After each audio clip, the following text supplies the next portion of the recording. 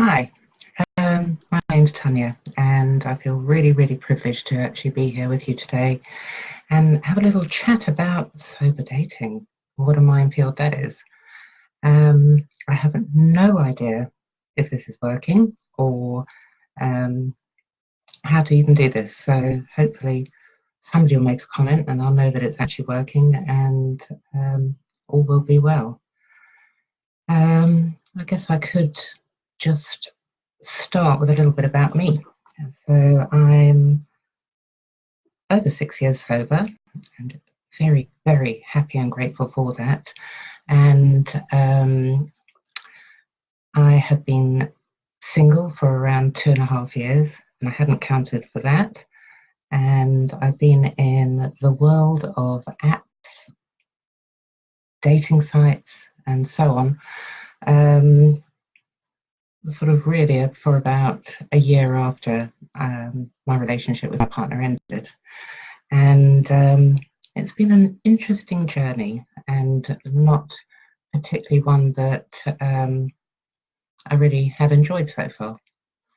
But so I think a little bit about me. I think the shocking thing about suddenly being single again is the minefield that is trying to find venues to go dating, other sober people, and everything that actually revolves around dating. And the first thing that springs to mind is the fact that it's very different when you give up drinking to when you've actually given up, say, smoking. An example of that being you walk to the outside of a bar, somebody offers you a cigarette, and you say, "No, thanks, I've given up." And everyone says, "Well done, that's fantastic. How did you do that? What's your secret? That's great." You then walk into the bar, and what actually happens is you say, "No, I won't have a drink, thank you." And they say, "Why? Have a drink. What's wrong with you? Just one. Won't hurt you, just have one." I'm sure other people have encountered that experience. And quite honestly, that's wrong. You know, why is there such a taboo around giving up drinking rather than giving up smoking, for example? And in all honesty, alcohol is definitely the only drug that you really have to justify not taking rather than justify taking. And there's something wrong with that.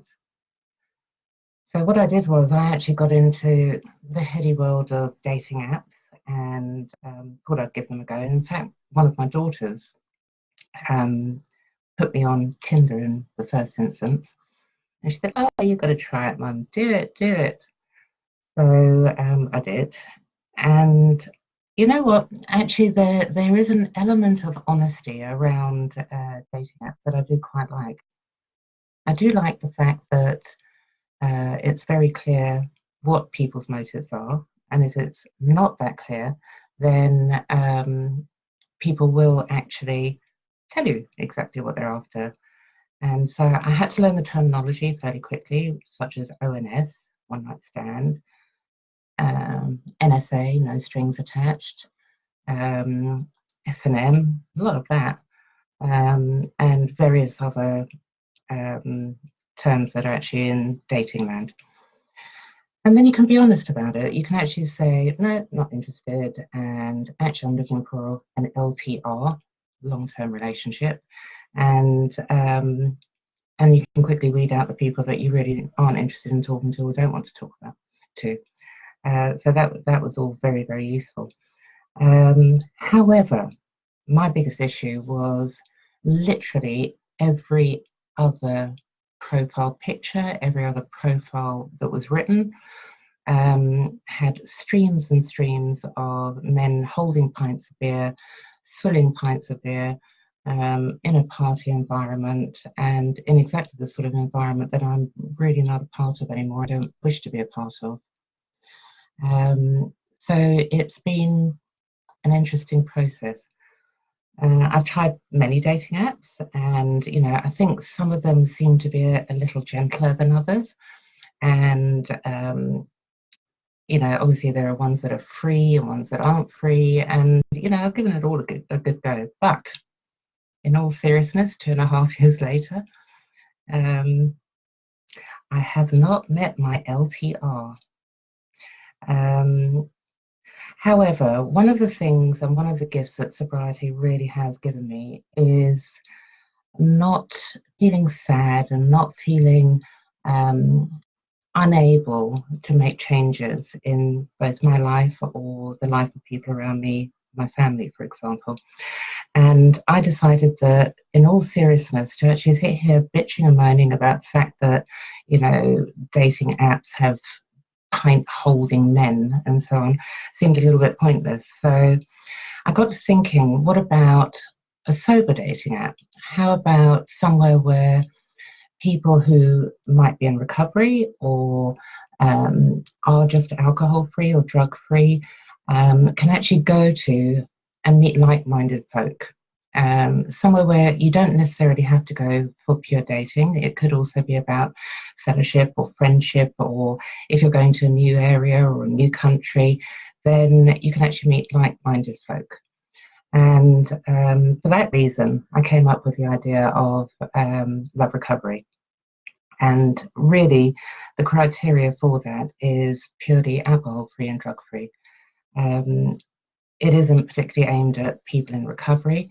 And in all honesty, in early recovery or newly sober, it's not really recommended you get involved in relationships anyway. You've got to concentrate on you first. Get yourself well. Make yourself feel good about yourself. And then it's time to branch out. So I kicked off with LoveRecovery, and we've only been going for a very short time, and very strangely, an awful lot of Americans seem to have found it, but it's not terribly well known in the UK as yet. So I am here. I'm very privileged to be talking about this and to you, and anything else to do with my recovery, I'm really happy to talk about, because it has been a complete blessing from start to finish. I have to say that it was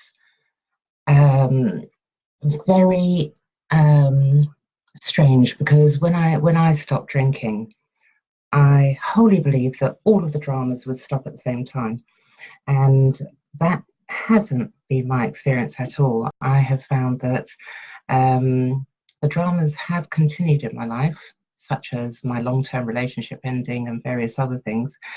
But what has changed enormously is the consequences of those events, dramas, whatever, and how I deal with them. And that is a very different scene sober for me. So, Lindsay, hi. You say you'd much prefer to date a non-drinker, and I'm 100% with you on that front. In truth,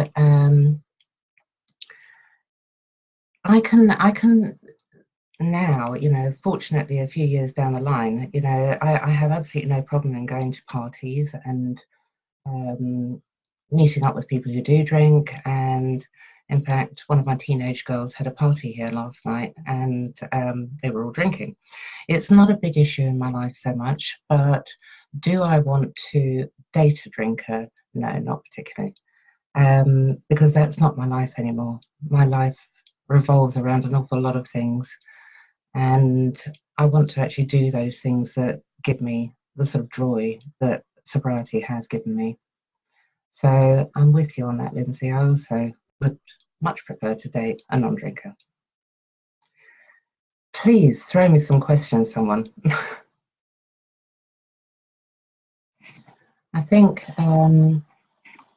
just out of interest as well, abstinence from alcohol. I was actually having a look at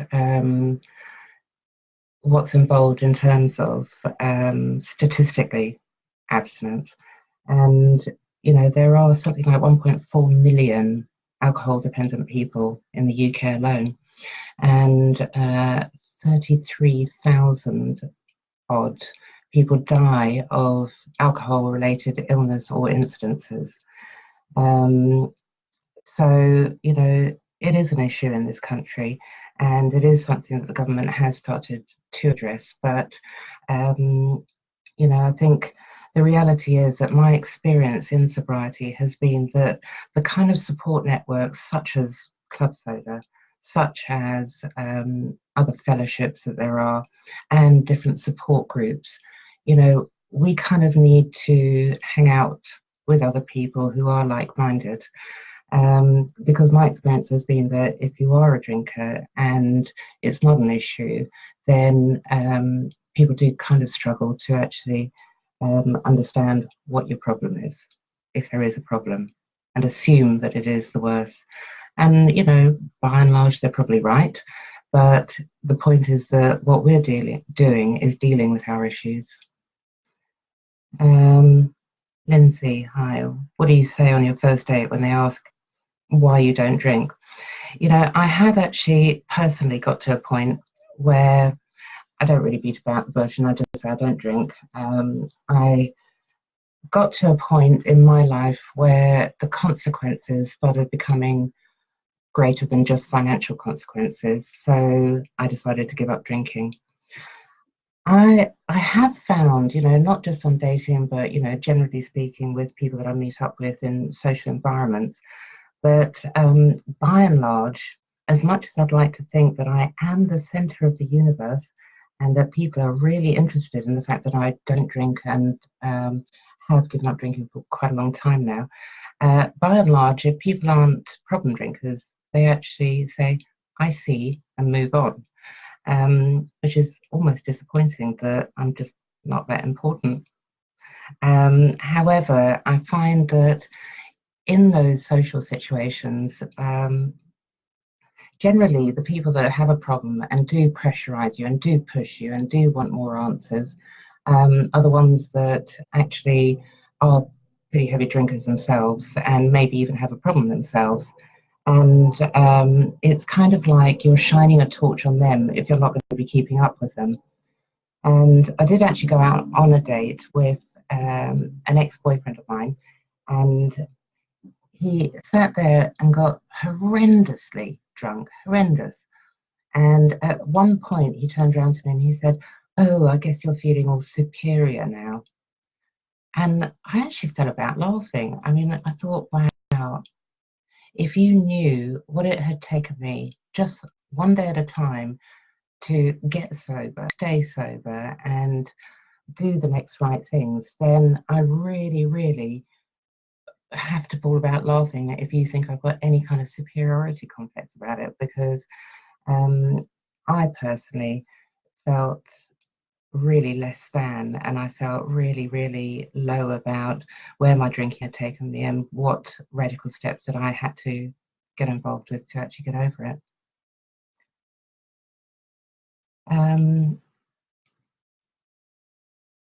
Hi, Belinda. Sorry, I'm actually half behind as a bat, so I can't even read what's being said.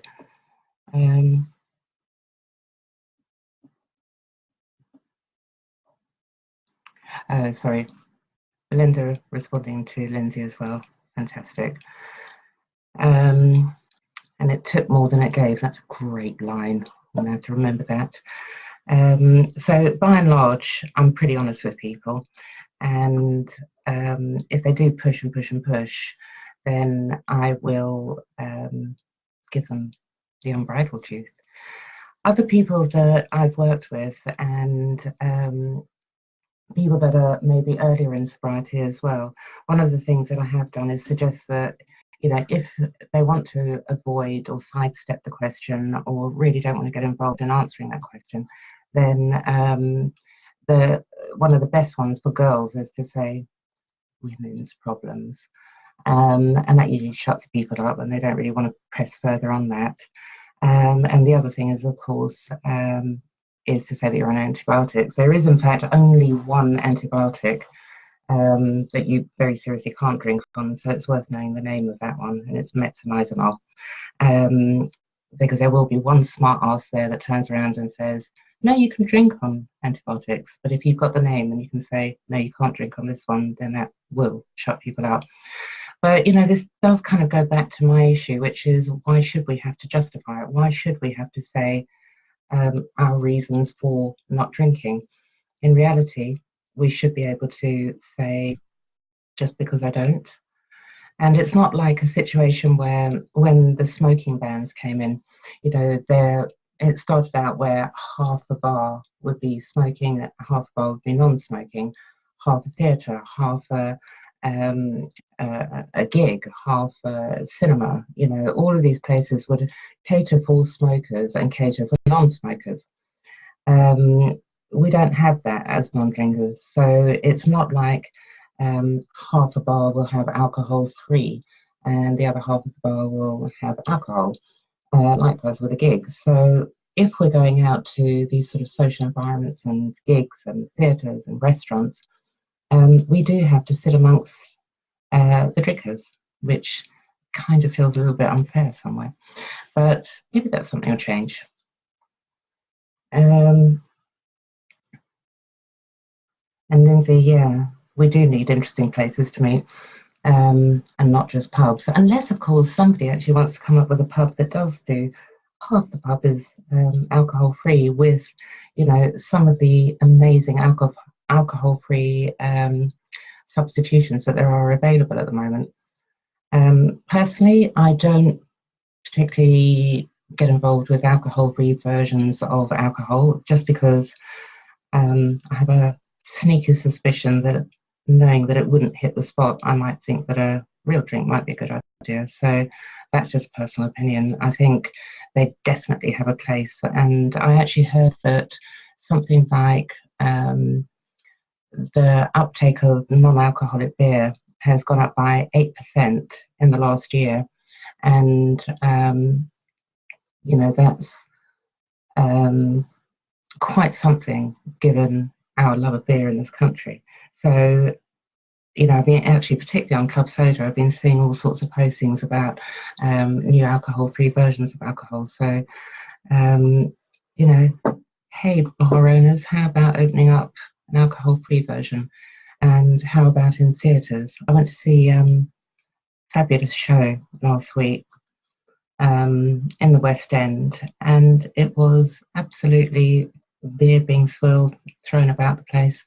And, you know, yes, you were able to get a soft drink, and that was Coke, and it was warm. But I have no doubt that the beer was cold. But anyway, that's just how it goes. So, sober dating. Love Recovery has actually been a really tremendous journey for me, and I do get quite blown away that people have found it in the app stores, just given the fact that it's not been publicised at all, and I have mentioned it to some friends, and it's quite difficult to publicise something like this, because I do have some flyers and I have put them in some coffee shops locally to where I live, but that's because I have very empathetic coffee shops around here, and they do get the idea and like the idea. But in reality, to actually go widely spread, and that would mean that people would have to widely spread say, yeah, it's a great idea, and we're very interested.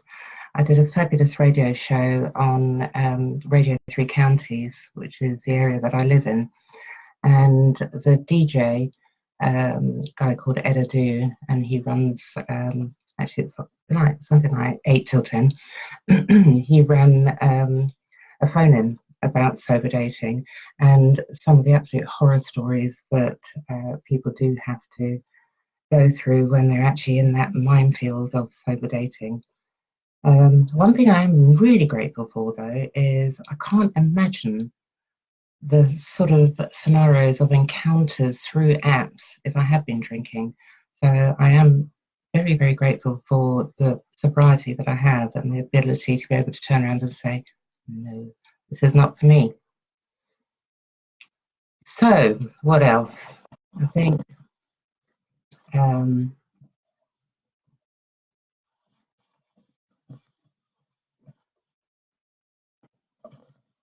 it would be useful to have some questions and anybody else's experiences of dating apps as well to actually have a chat about.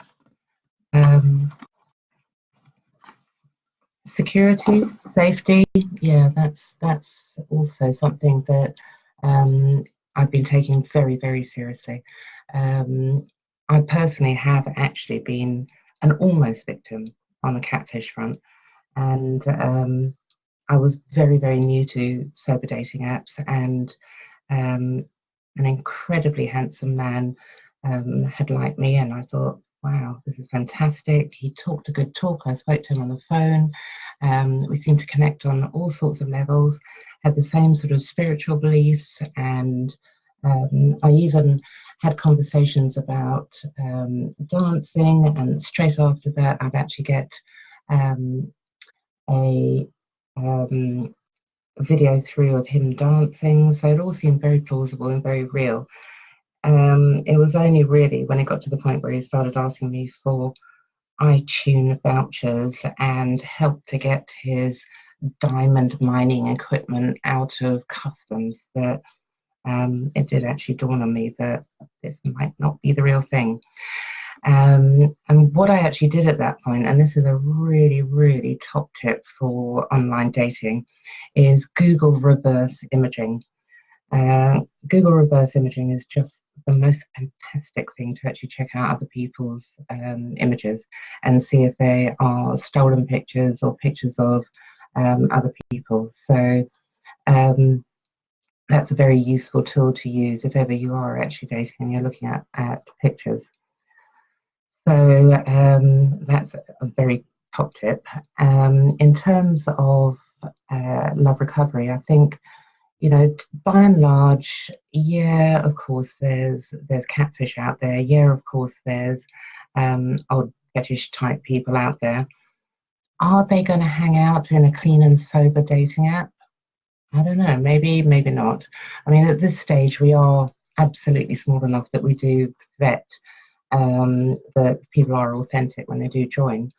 So, we do take the security very, very seriously. And we also have a whole section on the website which talks about my experience with the catfish and also, just safety tips, what to do when you are going out dating. A lot of it sounds like a no-brainer, such as meeting in crowded places. But actually, they are tips that you have to be mindful of.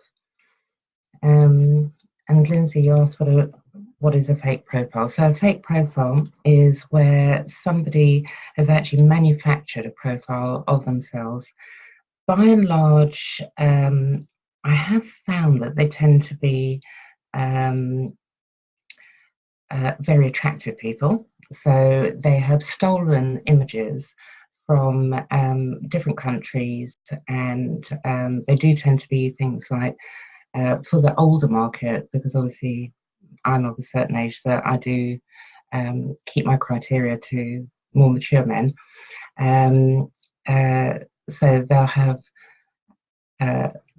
male models from Italy or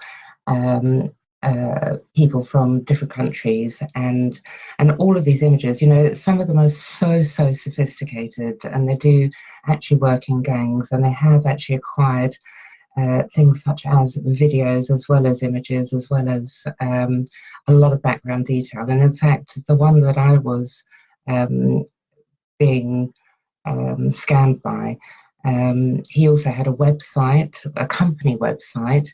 He had a LinkedIn profile, and it was actually purely through Google reverse imaging that I discovered that it was fake. So 100% suggest that always check stuff on Google reverse imaging. So, would anybody else have any questions? Sober dating? You know what? I'm sure it's possible. I'm sure with an app like Love Recovery and inviting people to come and join that, you could find like-minded people. I think, having managed expectations in terms of what you are looking for is a really good idea. And, I'd really hope that the people involved in that are people that are actually like-minded. I think, you know, if you are looking for a one night stand, if you are looking for just getting a leg over, then, you know, Tinder is there, and, you know, the various other dating apps that are there are readily available with people who would willingly jump at the chance of exactly such an encounter. Love Recovery is really about people who are alcohol free, who are drug free, who may be in recovery, may not be in recovery, but actually just want to meet like minded people, because, you know, that's exactly what I would like to meet.